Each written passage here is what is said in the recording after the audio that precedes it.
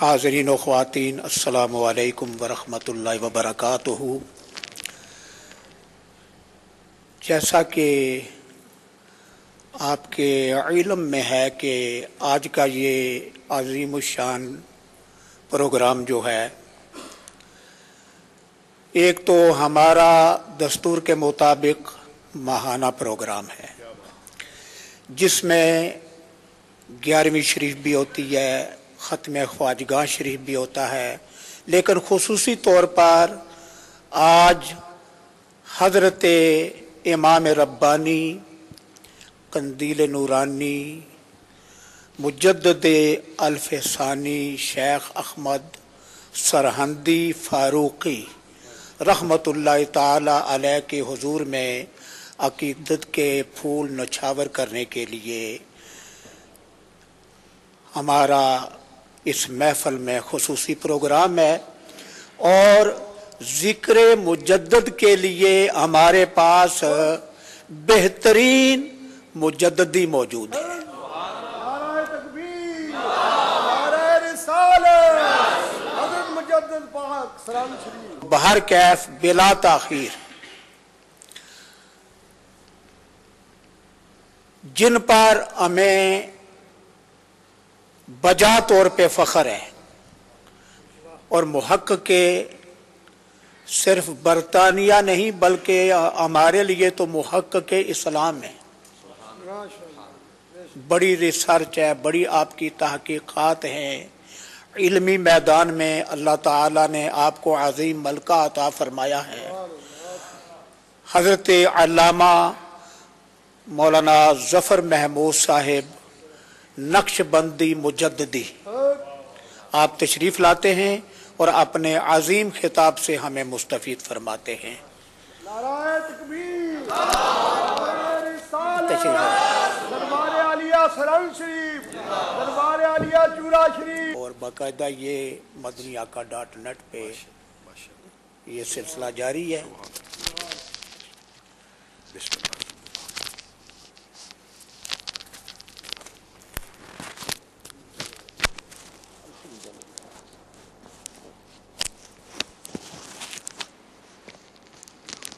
درود پاک پیار و محبت سے سرکار کی بارگاہ میں صلاۃ السلام علیکہ یا رسول اللہ وعلی آلکہ واصحابکہ یا حبیب اللہ، الصلاۃ السلام علیکہ یا رحمۃ للعالمین وعلی آلکہ واصحابکہ یا شفیع المذنبین۔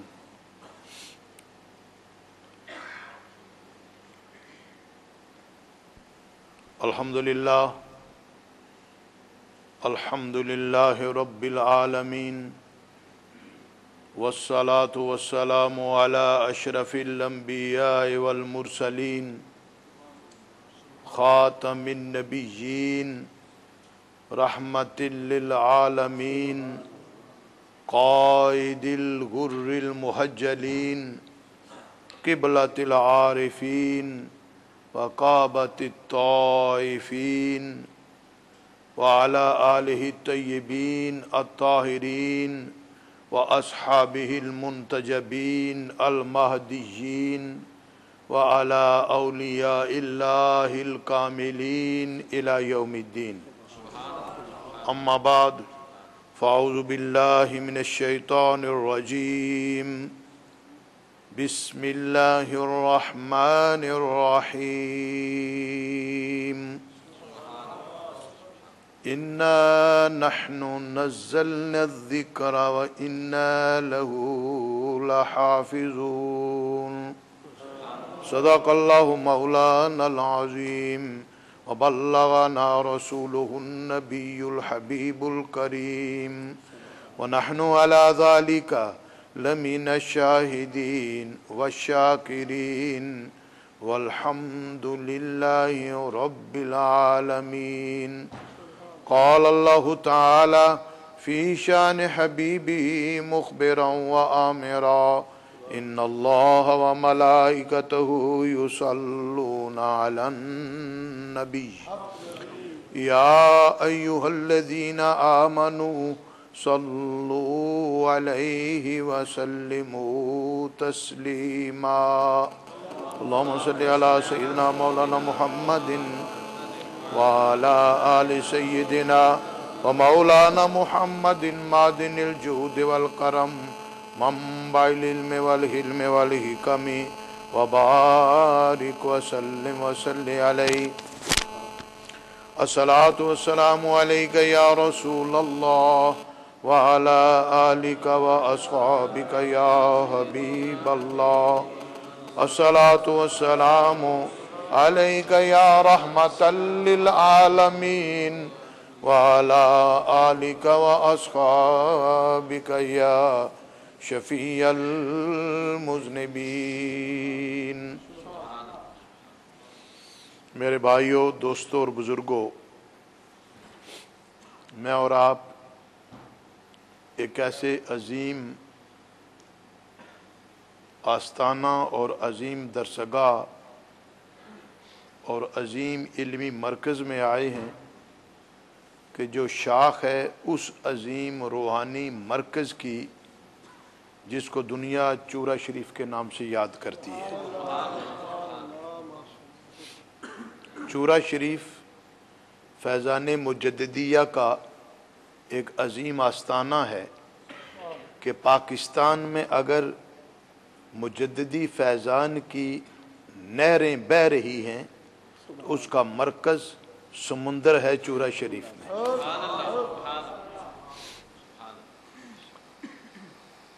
ابھی میں بولٹن سے حضرت علامہ صدیق کوثر صاحب بھی موجود تھے. یہ آواز تو ابھی ہم وہاں حضرت مجدد پاک ہی کی بارگاہ میں حاضری دے کر آئے ہیں. میں madaniaka.com کے حوالے سے پوری قوم کو یہ میسج دینا چاہ رہا ہوں کہ فتنے کا دور ہے. فتنے مسجدوں میں، فتنے خانقاہوں میں، فتنے حکومتوں میں، فتنے گھروں میں، فتنے احادیث پڑھنے والے وجودوں میں، فتنے بے شمار دیندار یا غیر دین. یہ چونکہ فتنہ ہر جگہ ہوتا ہے، شیطان نیکوکاروں کو بھی بھٹکانے کی کوشش کرتا ہے اور بدکاروں کو تو ویسے ہی اس کے وہ داؤ میں ہوتے ہیں. تو فتنہ ہر جگہ ہے، اور اگر کسی فتنے سے بچنا ہے تو مجدد پاک جیسی شخصیت سے تعلق چاہیے. اللہ کے پیارے حبیب سرور عالم صلی اللہ علیہ وآلہ وسلم ہمارے آقا و مولا کا یہ فیضان ہے. سابقہ ادوار میں جب بھی دین میں، سابقہ ادیان میں یا شریعتوں میں اگر فرق لگا، زمانے کے مرور زمانہ جس کو کہتے ہیں، زمانے کے گزرنے سے، مثلا 1 صدی کا عرصہ بڑا عرصہ ہوتا ہے. 1 صدی گزرنے کے بعد تغیر و تبدل آتا ہے. کئی لوگ اپنے افکار پیدا کرتے ہیں یا خرابیاں پیدا ہوتی ہیں اسلام کے ماننے والی جماعت کے اندر. تو اس وقت اللہ تعالیٰ سابقہ ادوار میں ایسا پوزیشن جب آئی تو اللہ نے نبی بھیجا. لیکن باری آئی ہمارے آقا و مولا سرور عالم کی ذات پاک کی، چونکہ حضور آخری نبی ہے. سرکار کے بعد کوئی نبی نیا پیدا نہیں ہوگا. حضور خاتم النبیین کا تاج پہن کر آئے، ختم نبوت کا تاج آپ کے سر پر ہے. حضور آخری رسول، حضور آخری نبی، حضور کی امت آخری امت، حضور کا کلام آخری کلام، سرکار پر نازل ہونے والا قرآن آخری کتاب، اور سرکار کی شریعت آخری شریعت ہے.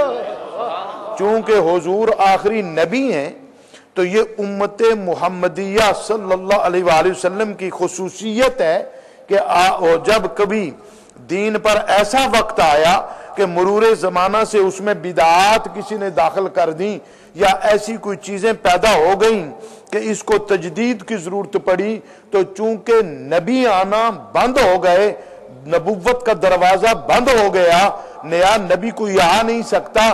البتہ یہ خصوصیت ہے امت محمدیہ کے لیے کہ رب نے مجددین پیدا کیے، اس دین کی تجدید کرنے والے، اور وہ سرور عالم کے غلام ہیں.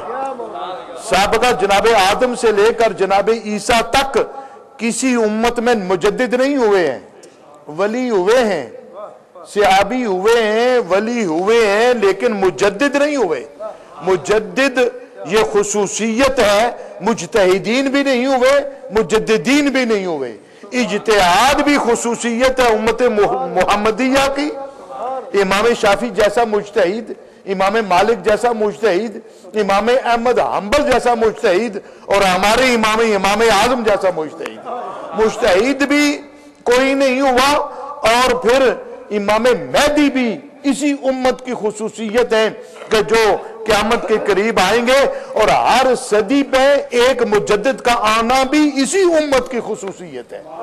मुजतहिदीन भी इसी उम्मत में, मुजद्दिदीन भी इसी उम्मत में, इमाम महदी भी इसी उम्मत में, क्योंकि मेरे और आपके महबूब आका ने इरशाद फरमाया, उलमा उम्मती का अंबिया बनी इसराइल, मेरी उम्मत के उलमा बनी इसराइल के अंबिया की तरह। यानी उनकी ड्यूटीज मकाम नहीं, ये याद रखिए, हर नबी का मुकाम हर गैर नबी से बहुत ऊंचा है। गैर नबी चाहे कितनी ही ऊंची मुकाम वाला हो, हर नबी का मुकाम हर गैर नबी से बहुत ऊंचा है।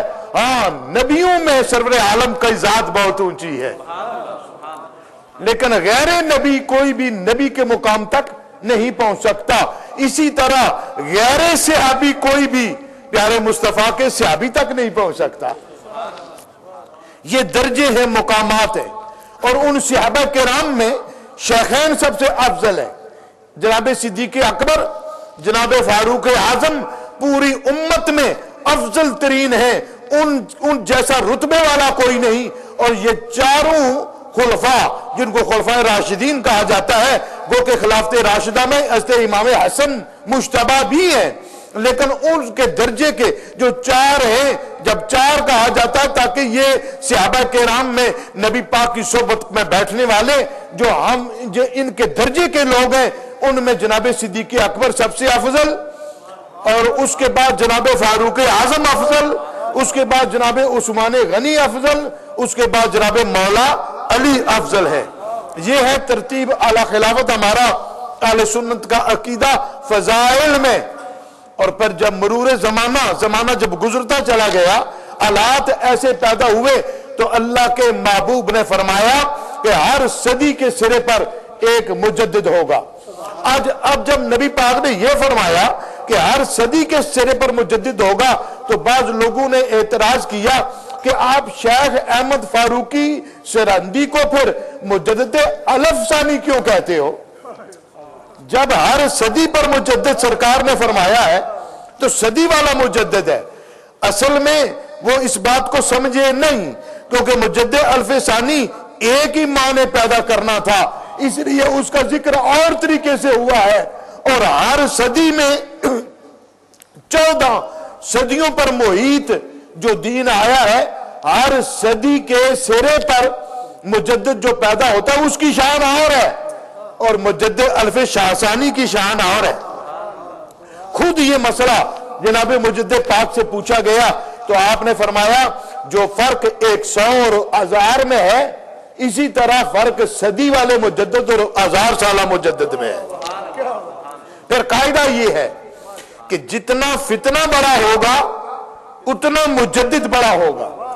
उसकी वजह कि आज मेडिकल साइंस में ये नौजवान तबका है, समझदार है कि अगर मरीज का मर्ज के जरासीम ताकतवर हो और डॉक्टर उसको लो पोटेंसी की दवा दे दे, तो वो दवा असर नहीं करेगी, वो मर्ज का खात्मा नहीं करेगी। क्यों? इसलिए कि मर्ज के जरासीम कवी है, ताकतवर है, और जो दवाई दी है वो लो दर्जे की है। इसी तरह शैतान और उसकी जुर्रियत और उसकी कुव्वतें जब मुआशरे में गलत अकायद, गलत नजरियात फैलाने की कोशिश करते हैं, तो फिर जितने दर्जे का फितना होता है उतने ही कुव्वत का इलाज भी होना चाहिए। अगर फितना सदी का है, फितना सदी का है, تو مجدد بھی صدی والا ہوگا. فتنہ اگر 1000 سال کے بعد آیا اور قوت لے کر آیا، اس کی قوت کا اندازہ یوں سمجھے آپ. امام شافعی بھی مجدد تھے مگر ان کے دور کا حال اور تھا. حضرت عبدالعزیز، حضرت عمر ابن عبدالعزیز بھی اپنے دور کے مجدد تھے، ان کا حال اور تھا. امام غزالی بھی مجدد تھے، ان کا حال اور تھا. حضرت ملا علی قاری بھی مجدد تھے، ان کا حال اور تھا. امام ابن حجر اسقلانی مجدد تھے، ان کا حال اور تھا. امام جلال الدین سیوطی بھی مجدد تھے، ان کا حال اور تھا. لیکن جب شیخ احمد فاروقی جنہیں مجدد الف ثانی ہر طبقے نے کہا ہے اور مانا ہے، جب وہ آئے تو اکبر کا دور تھا اور اکبر اپنے آپ کو اکبر اعظم کہلاتا تھا. آپ اندازہ کریں، حالانکہ اکبر بھی سپرلیٹو ڈگری ہے، اکبر کا معنی سب سے بڑا، مگر اس سے بھی اس کے نفس کی تسلی نہیں ہوتی تھی. وہ کہتا تھا میں اکبر ہی نہیں ہوں، اعظم بھی ہوں، اکبر اعظم. یعنی اور پھر اسی فتنے کی بنا پر اس کے حرم میں ہندو خواتین بھی تھیں، اس کے حرم میں اور بھی لوگ تھے. شراب کا دور دورہ ہونے لگا، بادشاہ نے سجدہ تعظیمی روا رکھا، لوگوں سے کرانے لگ گیا، حتیٰ کہ خانقاہی نظام میں بھی. یعنی یہ میں حیران ہوں کہ کیوں خانقاہی نظام کے ہر فرد نے مجدد پاک کو مجدد الف ثانی مانا ہے. اس لیے کہ خانقاہی نظام میں بھی سجدہ تعظیمی سے لے کر رقص، ڈانس اور موسیقی عام ہونے لگ گئی. نماز کا خیال چھوڑ دیا گیا خانقاہی نظام میں. وہ خانقاہی نظام میرے بھائی کہ جس نظام نے دین کو پھیلایا تھا، کیونکہ آج بہت سارے لوگ، دوسرے طبقے کے لوگ خانقاہی نظام کے بات کرتے ہیں روحانیت اور تصوف کے خلاف، تو وہ ان کی غرض اور ہوتی ہے. یاد رکھیے، اگر تصوف نہیں تو شریعت اسلامیہ کی رمزوں کو کوئی نہیں سمجھ سکتا. تصوف میں کیا ہے؟ اخلاص ہے. سجدے میں اخلاص نہیں تو سجدہ کیا؟ تصوف میں احسان ہے. روزے میں، نماز میں، حج میں احسان نہیں تو نماز کیا، روزہ کیا؟ صوفی اصل میں جب اللہ کی بارگاہ میں بندے کو کھڑا کرتا ہے، ہم پیر ہی اسی لیے بناتے ہیں کسی کامل کو، کہ کامل جب کھڑا کرتا ہے تو شریعت کے ساری رمزیں اور رموز کھل کر اس کے سینے کو روشن کرتے چلے جاتے. اب یہ بات جب خانقاہی نظام سے اٹھتی چلی گئی تو وہ دور تھا مجدد پاک کا. اب یہاں کوئی کہے گا کہ آپ مجدد الف ثانی ان کو کہتے ہیں تو اس کی دلیل کیا ہے؟ یاد رکھیے کہ صدی کے مجدد کا ذکر تو احادیث میں آیا، لیکن یہ چونکہ تنہا رب نے پیدا کرنے تھے، ان کا ذکر اور انداز سے آیا ہے. جیسے صاحب روضہ قیومیہ نے حدیث نقل کی ہے جامع درر کے حوالے سے کہ میرے اور آپ کے محبوب آقا نے ارشاد فرمایا کہ 11ویں صدی 10ویں صدی ہجری کے خاتمے پر 11ویں صدی میں اللہ ایک ایسے فرد کو پیدا کرے گا جس کا نام میرے نام پر ہوگا، اور وہ 2 جابر حکمرانوں کے درمیان آئے گا، اور وہ دین کی مردہ رگوں میں نیا خون دوڑائے گا، محنت کرے گا، اور اس کی وجہ سے بدعات کا خاتمہ ہوگا، اور اس کی شفاعت سے اللہ ہزارہ لوگوں کو جنت میں داخل کرے گا. حضرت مجدد پاک کہتے ہیں تحدیث نعمت کے طور پر کہ میں وہ ہوں. اور پھر آپ نے بعد میں کہا، سب سے پہلے حضرت مجدد پاک کو مجدد الف ثانی کہنے والا کون ہے؟ حضرت ملا عبدالحکیم سیالکوٹی. ملا عبدالحکیم سیالکوٹی علم منطق کا بادشاہ، فلسفے کا بادشاہ، ریاضی کا بادشاہ، اقلیدس کا بادشاہ، اور علم کلام کی مشکل ترین کتابیں، اور فقہ ہی نہیں بلکہ یہ جتنے علم آیت کی کتابیں ہیں اور مشکل ترین کتابوں کے حواشی آج بھی اگر سمجھنے کے لیے موجود ہے تو وہ حضرت ملا عبدالحکیم سیالکوٹی کے ہیں. وہ آپ کے کلاس فیلو بھی ہیں۔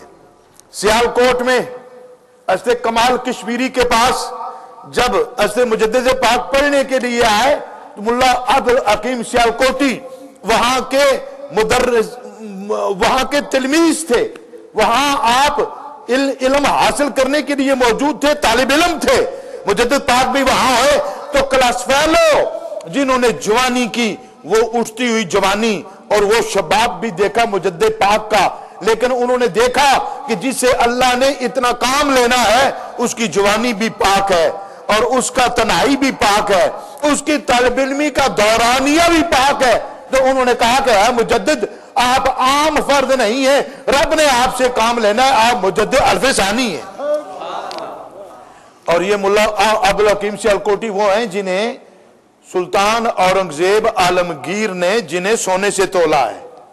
کیوں کہ اکبر کا دور گزرا، جہانگیر کا دور آیا، ان دونوں میں کی آنکھوں میں آنکھیں ڈال کر مجدد پاک نے دین اسلام کی اشاعت کی، ان کو ٹوکا کہ تم سجدہ تعظیمی غلط قرار دیتے ہو، اور اکبر کے دور کی بدعات جتنی پیدا ہوئی اور دین الہی جو اس نے رائج کرنا چاہا یہ اسی طرح کا تھا جس طرح آج کے دور میں پاکستان میں پرویز مشرف کی حکومت نے نئی روشن خیالی کے نام پر بے پردگی کو عام کر کے، شراب کو عام کر کے دین کی حدود کو توڑا۔ یہ تو مجبور تھا بیچارہ۔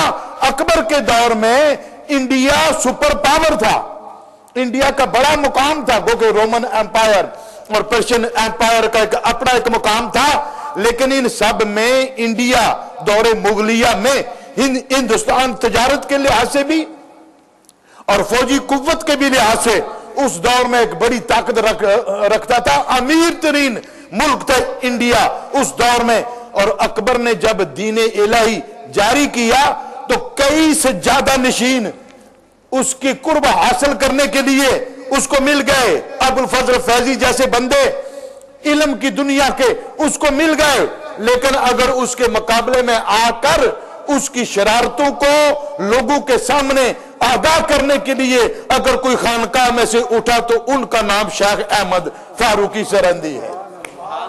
اللہ کریم نے جو آپ کو نوازا ہے، اب آپ اندازہ کریں، میں یہ اکثر کہتا ہوں کہ حضرت مجدد پاک کے والد گرامی حضرت خواجہ عبد الاحد، آپ قادری اور چشتی دونوں سلسلوں میں بیعت تھے، اور شاہ کمال کیتھلی علیہ رحمہ جو کہ سلسلہ قادریہ میں شاہ کمال کیتھلی کا اس دور میں بڑا ہی مقام تھا۔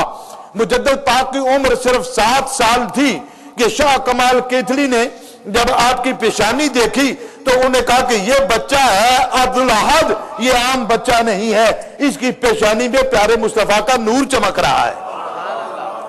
اور اس وقت پھر حضرت شاہ کمال کیتھلی نے یہ راز بھی فاش کیا کہ میرے پاس ایک کرتا ہے، وہ کرتا جناب غوث پاک نے آج سے 500 سال پہلے، اور یہ بات روایات میں موجود ہے کہ جناب غوث پاک ایک دن باہر نکلے تو فضا میں آپ نے شیخ عبد القادر جیلانی جو کہ غوث الثقلین ہیں اور جن کے بارے میں مجدد پاک کا ایک مکتوب موجود ہے کہ جناب غوث پاک وہ فیضان باطنی جو نبی پاک کا فیضان سیدہ خاتون جنت کے پاس آیا، سیدہ خاتون جنت سے امام حسن و حسین کے پاس آیا، پھر ائمہ اہل بیت کے پاس آئے گا، وہ فیضان جو آیا وہ امام مہدی کے ظہور تک پھر مجدد پاک فرماتے ہیں کہ جناب غوث پاک کے پاس آیا اور غوث الثقلین اس مقام پر فائز رہیں گے۔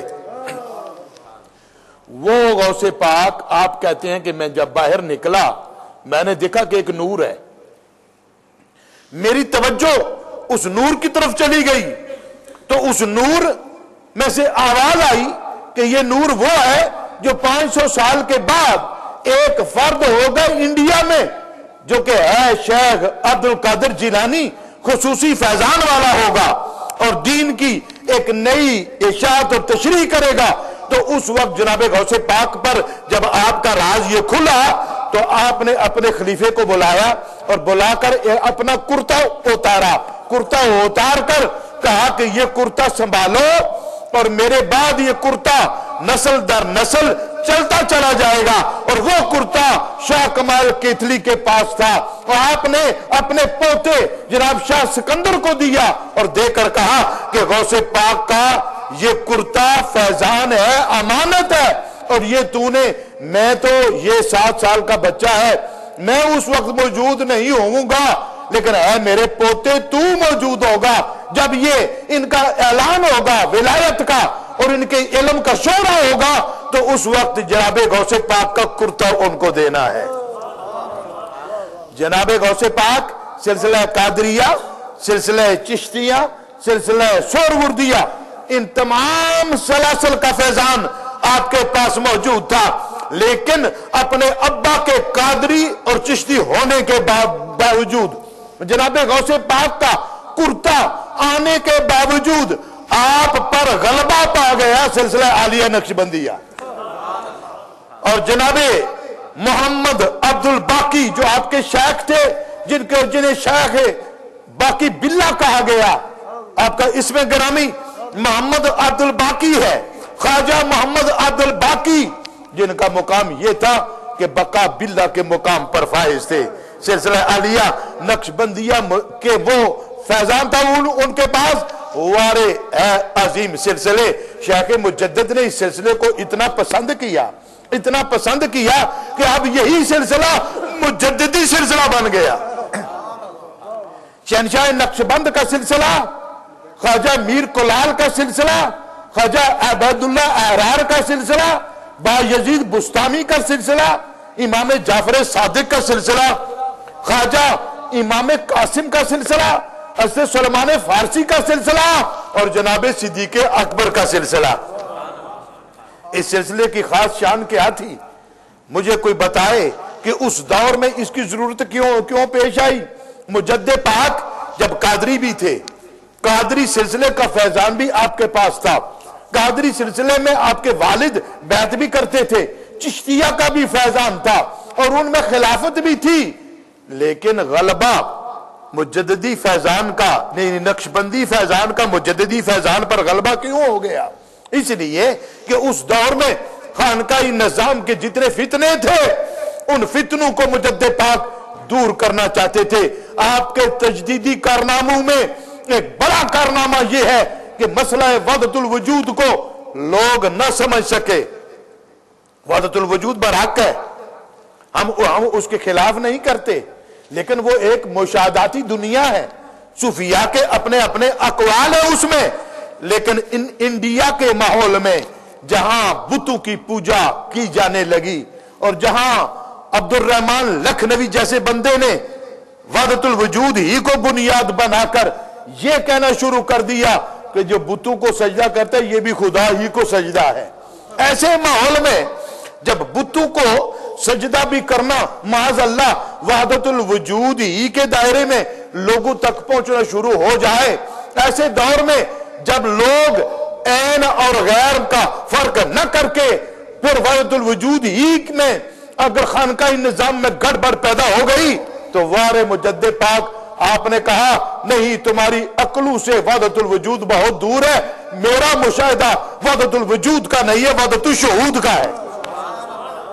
اور آپ نے پھر اس کو واضح کیا، آپ نے کہا ایک ہے کہ جن لوگوں نے وحدت الوجود کا نظریہ بیان کیا ان کے سامنے عیان یعنی باقی کائنات جو ہے معدوم نظر آئی تو نظر کچھ نہ آیا، ہر جگہ رب ہی کے جلوے نظر آئے، انہوں نے پھر باقی مخلوق کا انکار ہی کر دیا. ایک ہے کسی شے کا نظر نہ آنا اور ایک ہے کسی شے کا معدوم ہونا. مجدد پاک نے کہا نہیں، بات یہ نہیں ہے، بات یہ ہے حقیقی طور پر وہ رب ہی ہر جگہ، لیکن جو اس نے مخلوق بنائی ہے اس کا بھی وجود ہے. اس لیے واجب الوجود اور ممکن الوجود یہ تو معاملات وہ تھے جو کہ مذہبی طور پر خانقاہی نظام میں ہے. مجدد آپ نے شریعت مصطفی کو بچایا ہے. خانقاہوں میں، آستانوں میں شریعت کو ایک سائٹ پر لوگ کرنے لگ گئے. عام طور پر لوگ کہنے لگے او جی یہ مولوی لوگ ہیں جو شریعت کی بات کرتے ہیں، ہم تو فقیر لوگ ہیں، ہم تو حق پر چلنے والے ہیں اور ہم حق کے مقام پر فائز ہیں. ہم معاذ اللہ نماز پڑھیں یا نہ پڑھیں, روزہ رکھیں یا نہ رکھیں, معرفت کے مقام پر فائز ہیں. اے مجدد, آپ نے خانقاہی نظام کی تطہیر کی ہے. مجدد پاک نے آپ کے تجدیدی کارناموں میں ایک کارنامہ یہ ہے کہ آپ نے یہ اعلان کیا کہ جو شریعت کو نہیں مانتا وہ طریقت کو بھی نہیں مانتا. یاد رکھو, لوگوں نے یہ کہنا شروع کر دیا شریعت, طریقت, حقیقت اور معرفت یہ 4 چیزیں ہیں. پہلے شریعت ہے, پھر جب حقیقت, طریقت, شریعت کے بعد طریقت آ گئی, شریعت کو چھوڑ دیا, اب طریقت کی طرف آ گئے, تو طریقت سے پھر حقیقت اور معرفت کی طرف گئے, انہوں نے شریعت چھوڑ دی. مجدد پاک نے کہا سنو, شریعت ہی سے طریقت بھی ہے اور شریعت ہی سے معرفت بھی ہے اور شریعت ہی سے حقیقت بھی ہے اور معرفت بھی ہے. یعنی شریعت بنیاد ہے, اس کو چھوڑ کر آپ کچھ نہیں کر سکتے. اس کو چھوڑ کر نہیں, شریعت کو مضبوطی سے پکڑو گے تو بات بنے گی. تو میرے بھائیو, چونکہ استقامت شریعت پر استقامت یہ سلسلہ عالیہ نقشبندیہ میں ہے, شریعت پر استقامت جناب صدیق اکبر کے فیضان میں ہے, اس لیے آپ پر اس دور کے حالات کی بنا پر یہ غلبہ شریعت کا آپ کے وجود پر طاری ہوا, ورنہ کرامت, اس لیے آپ نے کرامت کی راہ نہیں اپنائی, گو کہ کرامات کا صدور اور ظہور آپ کے وجود سے ہوا ہے, آپ نے استقامت کی راہ اپنائی ہے.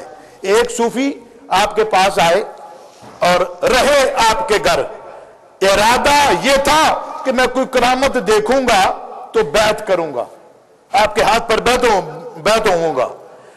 3 دن رہے, بظاہر کوئی کرامت نہ دیکھی. مجدد پاک جانتے تھے کہ یہ کون سی مرض لے کر آیا ہے.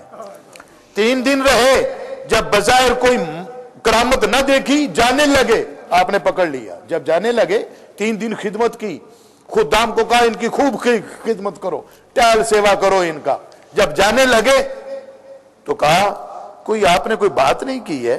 نہیں حضرت, بس میں آیا تھا. اب نے کہا نہیں, مجھے پتا ہے آپ کیوں آئے تھے, جو اصل بات ہے وہ بیان کرو, اصل بات بیان کرو. عرض کی حضرت اگر سچ پوچھتے ہو, میں اس ارادے سے آیا تھا کہ ولی ہو تو کرامت نہ ہو, یہ ہو ہی نہیں سکتا, تو میں کرامت دیکھنے کے لیے آیا تھا. آپ نے کہا یہ بتاؤ کہ 3 دن رہے ہو, شب و روز میرے دیکھے ہیں, میرا سونا, میرا جاگنا, میرا لوگوں سے ملنا, ان سے معاملات, آنا جانا سب دیکھا ہے, ایک بھی کوئی بات شریعت کے خلاف دیکھی ہے؟ میرا کھانا پینا اوڑھنا, معاملات دنیا کے, میرے گھر کا ماحول, میرے خدام کا آنا جانا, یہ ایک بھی بات کوئی شریعت کے خلاف دیکھی؟ کہنے لگا حضرت یہ بات تو ہے, میں نے شریعت کے خلاف کوئی بات نہیں دیکھی ہے. آپ نے فرمایا پھر سن, اس سے اور بڑی کرامت کوئی نہیں کہ بندہ نبی پاک کی شریعت پر مضبوطی سے قائم ہو جائے. یہ تھا میرے بھائی وہ آپ کا درس اور آپ کا تجدیدی کارنامہ, جہاں آپ نے اکبر بادشاہ کی بادشاہت کو چیلنج کیا. جہانگیر کے دور میں, حالانکہ جہانگیر آپ کا معتقد بھی تھا, جہانگیر وغیرہ کے پاس آپ کی عظمت کی مثالیں بھی موجود تھیں, لیکن پھر بھی گوالیار کے قلعے میں آپ کو بند کیا گیا.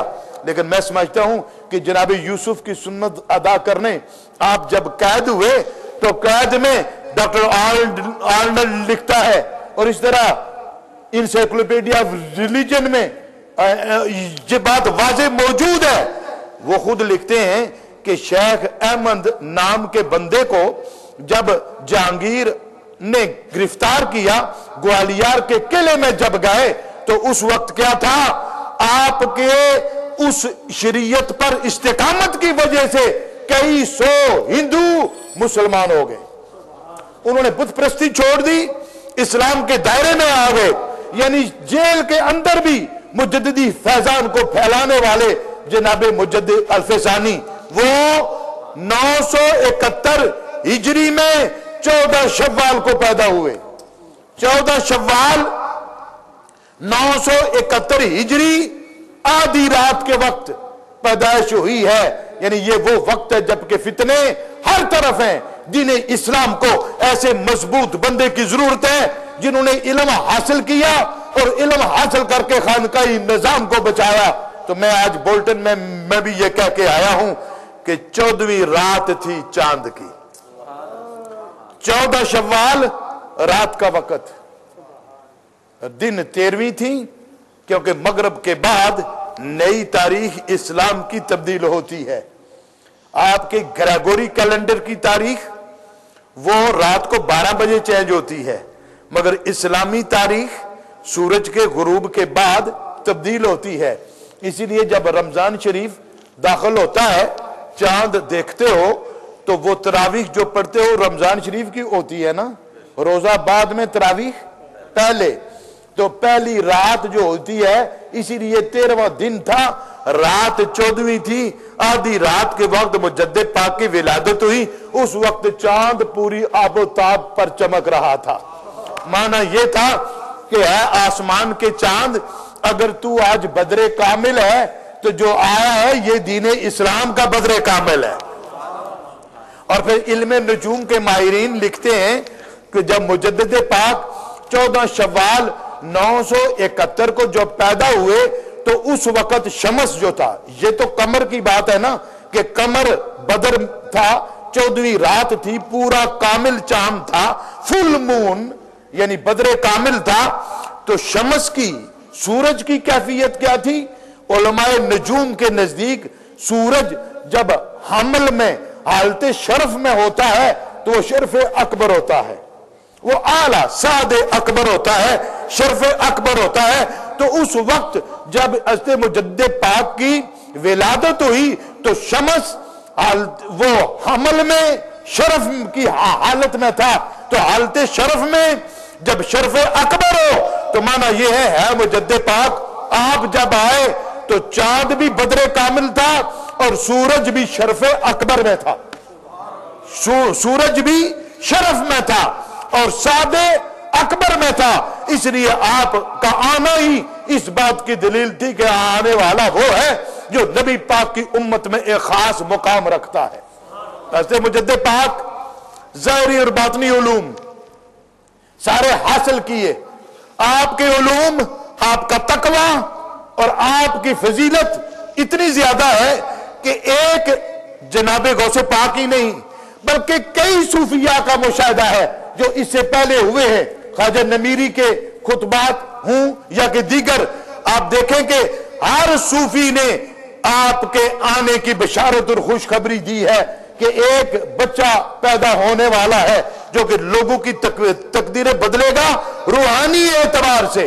تو آپ کا دور 11ویں صدی ہجری یعنی 1034 میں آپ کا وصال ہوا، 971 میں آپ کی پیدائش ہوئی، تو اب یہ 10ویں 11ویں صدی ہجری کا آخر اور پھر یہی 10ویں کا آخر اور 11ویں کی ابتدا، یہی وہ دور تھا کہ جس دور کے لیے اللہ کے محبوب نے فرمایا ایک ایسا 11ویں صدی کے سرے پر ایک ایسا شخص پیدا ہوگا جس کا نام میرے نام پر ہوگا، کیونکہ آپ کا اسم پاک احمد تھا، اور 2 جابر حکمرانوں کے درمیان ہوگا، اور یہی مشکل کام ہوتا ہے۔ بادشاہ آج کا جمہوری دور نہیں ہے کہ لوگ جلوس نکال لیں گے، بادشاہ جس کو کئی خون معاف تھے، اور صرف وہ دور مغلیہ کی بات نہیں کہ کوئی پوچھنے والا نہیں تھا، رومن امپائر، پرشین امپائر میں بھی کوئی پوچھنے والا نہیں تھا، بلکہ ایون تھیوکریسی جو کہ جتنے پوپ پاپائی نظام میں یہ بھی کہتے تھے کہ بادشاہ جو ہے قانون سے مبرہ ہے، جیسا کہ آج کل ہمارے ہاں صدر صاحب جی NRO کا چھتری لے کر بیٹھے ہیں لیکن کسی عدالت میں جا نہیں سکتے، جی ان کو استثناء حاصل ہے۔ بھائی عجیب بات ہے، اسلام میں تو استثناء کسی کو نہیں۔ اگر جناب فاروق اعظم کے پاس 2 چادریں ہوں تو ایک بندہ کھڑا ہو کر کہ اے عمر تیری بات نہیں سنیں گے، اس وقت سنیں گے جب یہ وضاحت نہیں کرتے کہ ہمیں ایک چادر ملی، تیرے پاس 2 چادریں کہاں سے آ گئی۔ وہ عمر جس کے درے سے روم و ایران کامتا تھا بند کر دیا گیا جب تک آپ نے وضاحت نہیں کی۔ اسلام کا قانون تو یہ ہے، جمہوری نظام، بیسک ہیومن رائٹس، جمہوری نظام، ڈیموکریسی، انسانی حقوق، عورتوں کے حقوقوں یا بچوں کے، مزدوروں کے یا کہ غریبوں کے، یتیموں کے، یہ حقوق دینے والا اسلام ہے۔ اسلام نے کہا کہ ساورنٹی آف پاور اللہ اور اس کے رسول کو حاصل ہے، باقی جتنے ان کو خلیفہ کہا گیا۔ خلیفہ کا مقام یہ ہے کہ وہ ان کے حقوق کا خیال رکھے اور اپنے آپ کو دین کا خادم سمجھے۔ اور یہی بات تھی کہ مجدد پاک نے کہا، ہو بادشاہو تم شہنشاہ کہلاتے ہو وہ گے، میرا شہنشاہ تو وہ ہے جو کہ مدینے کا تاجدار ہے۔ آپ نے کلمہ حق بلند کیا، سنت شبیری کو بھی ادا کیا، جو اقبال نے کہا تھا نکل کر خانقاہوں سے ادا کر رسم شبیری، یہ فاسق اور فاجر حکمران کو للکارنا ہے امام حسین، جو دشت کربلا میں آپ کی سنت تھی، مجدد پاک نے اپنے دور کے 2 جابر حکمرانوں کو للکار کر پوری کی ہے۔ اور اسی بات کو وارے ڈاکٹر علامہ اقبال کا جب میرے بھائی ہم ذکر کرتے ہیں کہ اس وقت پھر ایک شاعر ہمارے سامنے نہیں ہوتا، ایک فلسفی، ایک منطقی، ایک قانون دان، ایک بیرسٹر، ایک پالیٹیشن، ایک دنیا کے حالات سے آگاہ، گراؤنڈ ریالٹیز کا لوگ آج ذکر کرتے ہیں، گراؤنڈ ریالٹیز سب کو جاننے والا، دیگر ادیان کا مطالعہ رکھنے والا، سیاسی طور پر برطانیہ فرانس کی رگوں کو جاننے والا، وہ جسے دنیا یہاں لوگوں نے یہاں سے سر کا خطاب لے کر جانے والا، اور جرمنی، ہالینڈ اور پھر آکسفورڈ یونیورسٹی سے علم حاصل کر کے جانے والا، جنہیں شاعر مشرق کہتے ہیں، خدا کی قسم وہ شاعر مشرق نہیں، شاعر اسلام تھے۔ اور شاعر اسلام اس کو ڈاکٹر یوسف قرضاوی نے جامعہ ازہر والا وہ عظیم سکالر، انہوں نے کہا کہ ہوا شاعر الاسلام ہے، شاعر اسلام۔ یہ میں نے ساری تمیز اس لیے باندھی کہ اقبال درسیات کا عالم، اقبال عربی علوم کا عالم، اقبال علوم شرقی کا عالم، اقبال تصوف کا عالم، اقبال تصوف کی رموز سے آشنا اور آگاہ۔ اور وہ اقبال اگر کسی مرد کلندر کی بارگاہ میں جاتا ہے یا مرد درویش کی بارگاہ میں جاتا ہے فیض لینے، تو مانو کہ قبروں پر جانا فیض لینے کا ایک طریقہ ہے۔ اقبال کہتے ہیں حاضر ہوا میں شیخ مجدد کی لاد پر۔ اقبال جب یہ کہتا ہے کہ میں حاضر ہوا تو میرے بھائی وہ جانا عام کسی بندے کا جانا نہیں، وہ جانا اس کا جانا ہے جو کہ ریفارمر ہے اپنے دور میں، جو پالیٹیشن بھی ہے، جو کہ قانون دان بھی ہے، جو کہ عالم بھی ہے۔ آپ کہتے ہیں حاضر ہوا میں شیخ مجدد کی لاد پر، وہ خاک کے زیر فلک مطلع انوار۔ یعنی اب سرہند شریف میں حاضری دیتا ہے مجدد، اور یہ بھی سنو سرہند شریف مجدد پاک کے جانے سے پہلے یہ ڈاکوؤں کا گھر تھا، جانوروں کا بسیرا تھا، اور قاعدہ یہ ہے کہ جو بھی جگہ مرض والی ہوتی ہے وہاں بڑی شان والا روحانی جاتا ہے۔ اللہ کا محبوب گئے مدینہ شریف تو مدینہ نہیں تھا، یثرب تھا، اور اللہ کے رسول نے قدم رکھا تو یثرب طیبہ ہو گیا۔ اسی طرح سرہند ڈاکوؤں کی سرزمین، مجدد آئے تو وہ سرہند شریف ہو گیا، وہ سرہند شریف ہو گیا، اور اس سرہند شریف میں روحانیت کا مرکز جب پیدا ہوا تو روحانی فیضان بٹنے لگا کہ اقبال جیسا ریفارمر، اقبال جیسا دنیا کے جدید علوم کا عالم بھی وہاں جا کر جھک گیا ہے۔ حاضر ہوا میں شیخ مجدد کی لاد پر، وہ خاک کے ہے زیر فلک مطلع انوار. یہ مطلع کس کو کہتے ہیں؟ جہاں سے کوئی شے طلوع ہوتی ہے. یہ آپ نہیں کہتے سورج کا مطلع کیا ہے، آفتاب کا مطلع کیا ہے؟ تو مطلع انوار اے مجدد پاک، آپ کی قبر سے انوار طلوع ہوتے ہیں. اس خاک کے ذروں سے ہیں شرمندہ ستارے.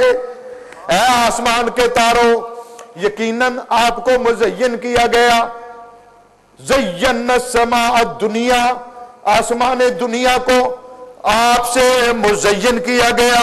آپ کی روشنی سے بھٹکے ہوئے راہ پر آتے ہیں.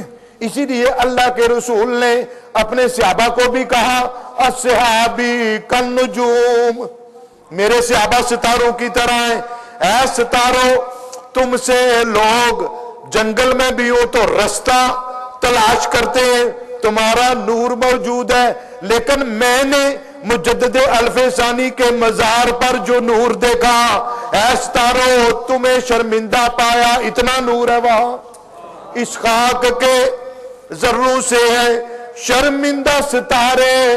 اس خاک میں پوشیدہ ہے وہ صاحب اسرار. ایسا بندہ پوشیدہ ہے جس سے ہے آسمان دنیا کے ستاروں تمہیں میں نے شرمندہ دیکھا، اتنا نور ہے وہاں اس خاک کے ذروں میں. کون ہے پوشیدہ؟ کون ہے صاحب اسرار؟ گردن نہ جھکی جس کی جہانگیر کے آگے، جس کے نفس گرم سے ہے گرمی احرار. یعنی وہ مرد حر کہ آج اگر احرار کی گرد کے بدن میں بھی اگر کوئی لہو موجود ہے تو وہ اسی کی برکت سے ہے. اور پھر وہ ہند میں سرمایہ ملت کا نگہباں. اے ہند، تجھ میں داتا بھی آئے. اے ہند کی سرزمین، تجھ میں خواجہ بھی آئے. لیکن اے ہند کی سرزمین، خانقاہی نظام میں داتا پاک جنیدی فیضان کو لے کر آئے. اس خانقاہی نظام میں خواجہ اجمیر 90 لاکھ ہندوؤں کو کلمہ پڑھانے والا خواجہ چشتی فیضان کو عام کرنے والا بھی آیا. لیکن اسی خانقاہی نظام میں جس میں جنیدی سلسلہ آیا داتا کے روپ میں، جس میں کرامت اور کشف اور فیضان روحانی کا نور خواجہ اجمیر کے روپ میں آیا، اسی خانقاہی نظام میں جب گڑبڑ پیدا ہونے لگی تو رب تعالیٰ نے 10ویں صدی میں اور 11ویں صدی میں مجدد الف ثانی کو بھیجا، جنہوں نے تطہیر کی خانقاہی نظام میں، جنہوں نے سجدہ تعظیمی کو آرام قرار دے کر خانقاہی نظام میں شریعت مصطفیٰ کے روشنی کو پھیلایا اور کہا کہ ہے آستانے والوں، تمہارا مقام یہ ہے کہ شریعت کو مضبوط کرو، شریعت افضل ہے، اور بادشاہوں کی درباروں سے دور رہو.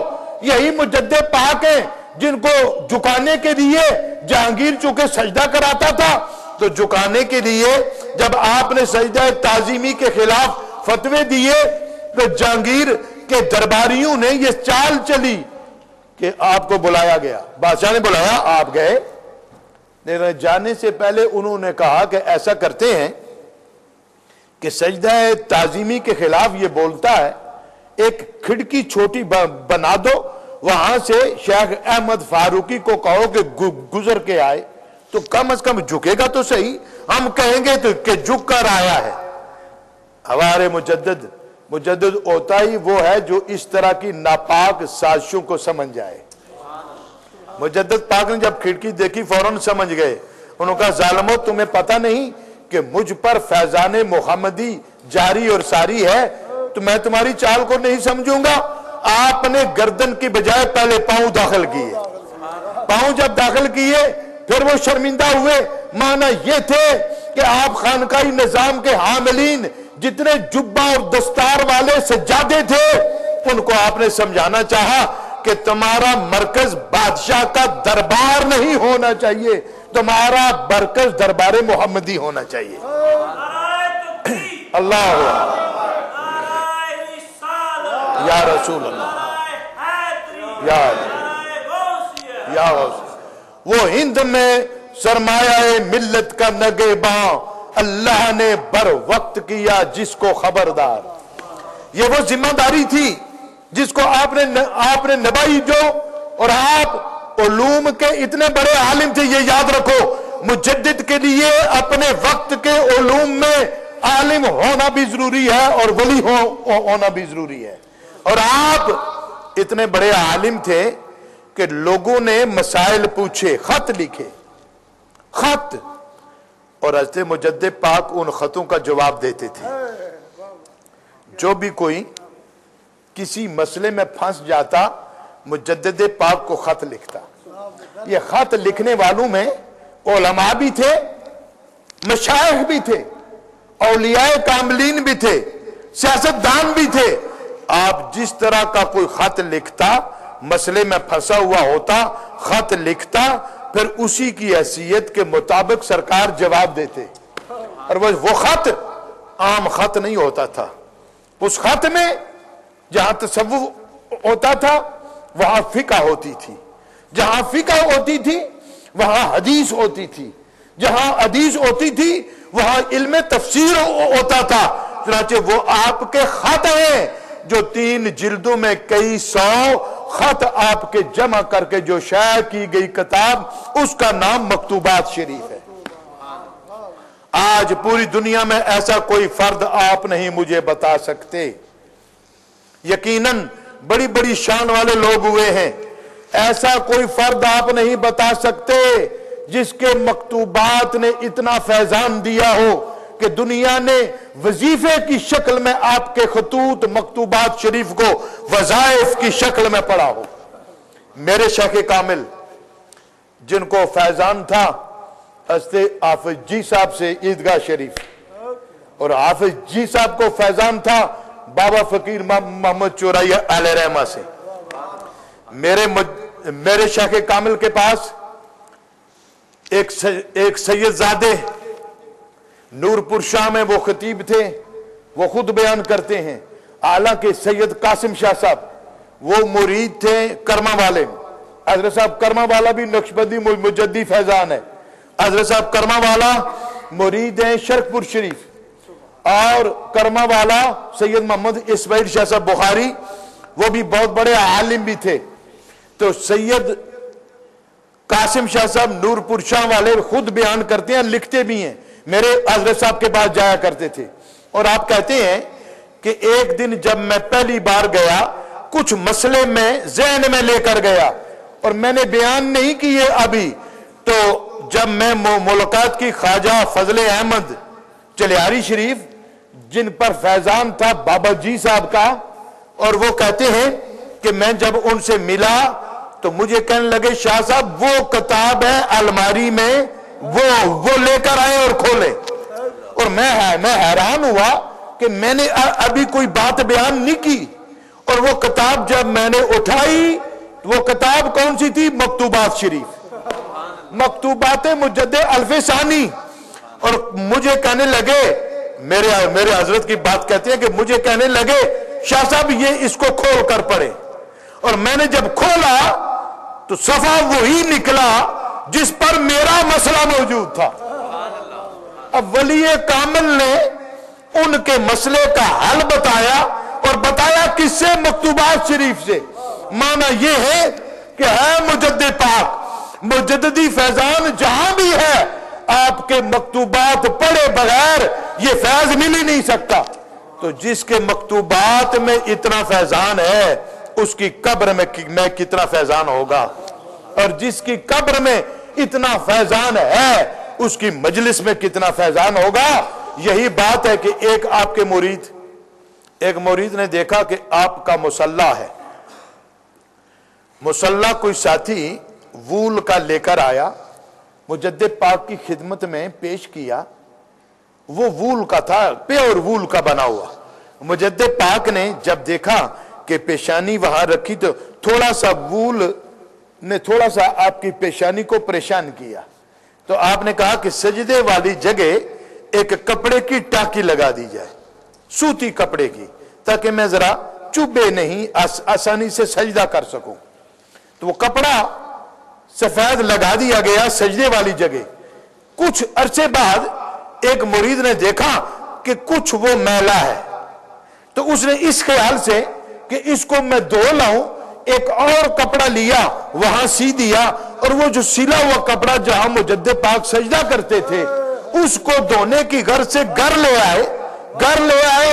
رات ہو گئی تو اپنے سرانے رکھا وہ ٹکڑا کپڑے کا جس پر جناب مجدد پاک سجدہ کرتے تھے، وہ کپڑے کا ٹکڑا اپنے سرانے رکھ کر سو گئے. خیال یہ تھا کہ کہیں اور نہ رکوع بے ادبی نہ ہو جائے، اور صبح میں اس کو دھو کر استری کر کے آپ کی بارگاہ میں لے کر جاؤں گا. آپ کہتے ہیں خدا کی قسم ساری رات سرکار کی زیارت ہوتی رہی.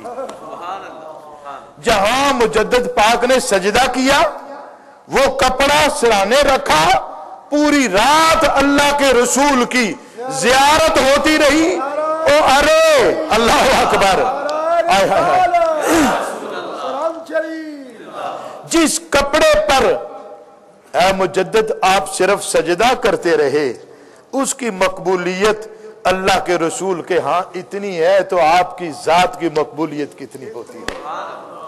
کئی مسائل آئے، آپ مکتوبہ شریف پڑھیں، مکتوبہ شریف میں مشکل ترین مسائل کا حل موجود تھا. اور مجدد وہ ہوتا ہے جو شرک اور بدعت کو دور کرے.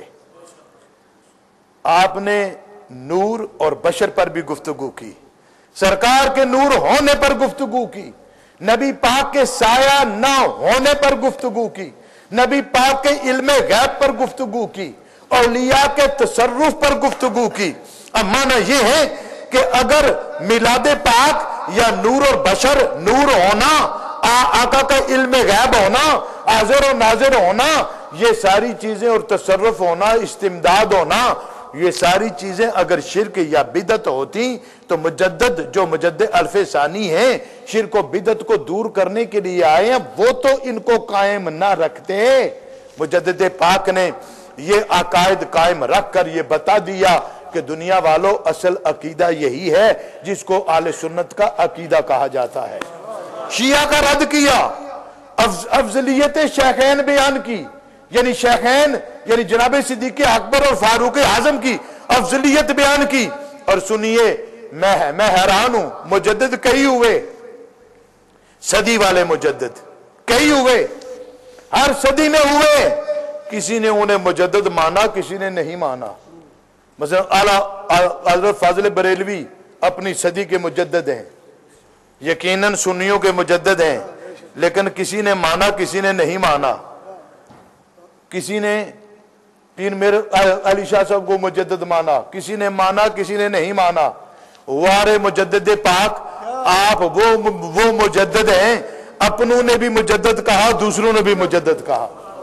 اور جہاں مجدد الف ثانی کی بات ہوگی، اعلیٰ حضرت فاضل بریلوی جو اپنی صدی کے مجدد ہیں، 60 علوم کا عالم، 60 علوم کا عالم، نبی پاک کی بارگاہ کا وہ غلام جس نے خود کہا ہے میرا سینہ اگر چیرو تو ایک طرف لا الہ الا اللہ ہوگا تو دوسری طرف محمد رسول اللہ ہوگا.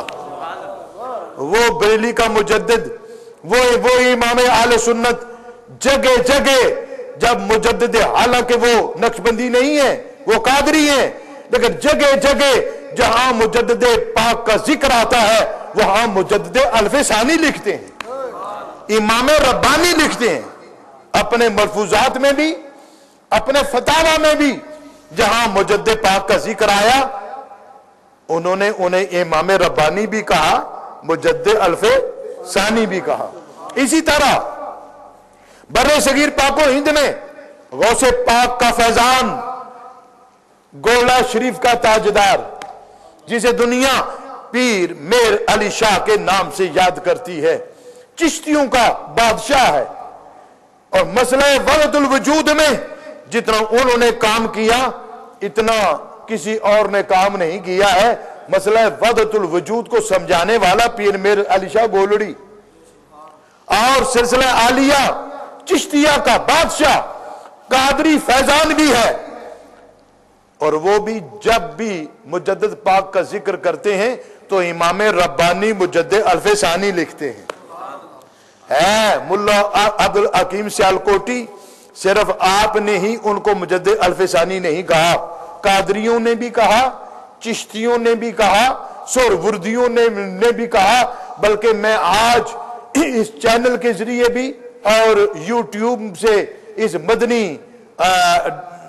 آقا.com کے حوالے سے بھی اور آپ کے اس مجددی آستانے کے حوالے سے بھی ان سب سلسلوں والوں سے کہتا ہوں کہ اے سلسلہ قادریہ کے حاملین، سلسلہ چشتیہ کا فیضان رکھنے والوں، تم بھی مجدد پاک کا دن منایا کرو کہ مجدد پاک نے تمہارے خانقاہی نظام کو بچایا ہے، قادری نظام کو، چشتی نظام کو، سہروردی نظام کو، کیونکہ اس ہر سلسلے میں آپ بیعت بھی کرتے تھے.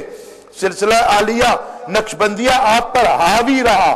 حاوی کیوں رہا؟ کہ اس وقت خانقاہی نظام میں یہی سلسلہ انہیں پسند آیا جس نے شریعت مصطفی کو بچانا تھا، آپ کے تجدیدی کارناموں کو عام کرنا تھا.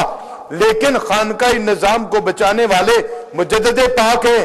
ساری تطہیر جو ہوئی ہے مجدد پاک کی وجہ سے ہوئی ہے، اس لیے ہر سلسلے نے انہیں مجدد الف ثانی مانا ہے.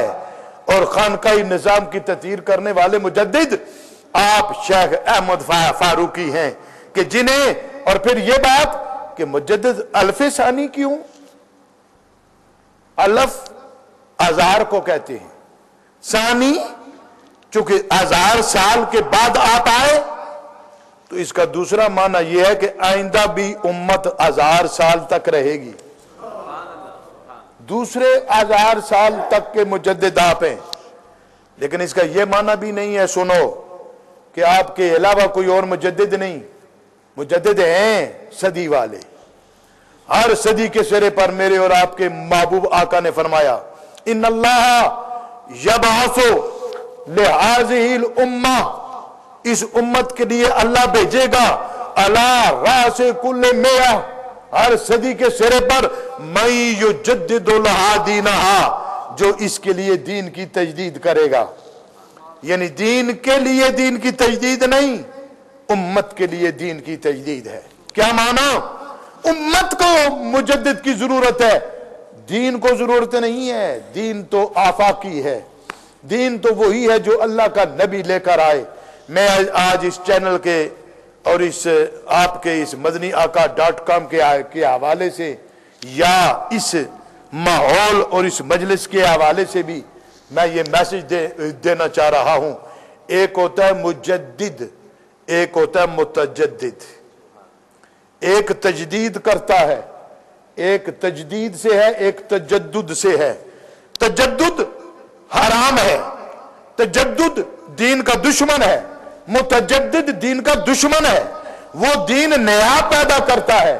جیسا کہ آج کل غامدی کے لاہور سے غامدیت زدہ وہ نئی دین کی تشریحات کر رہے ہیں.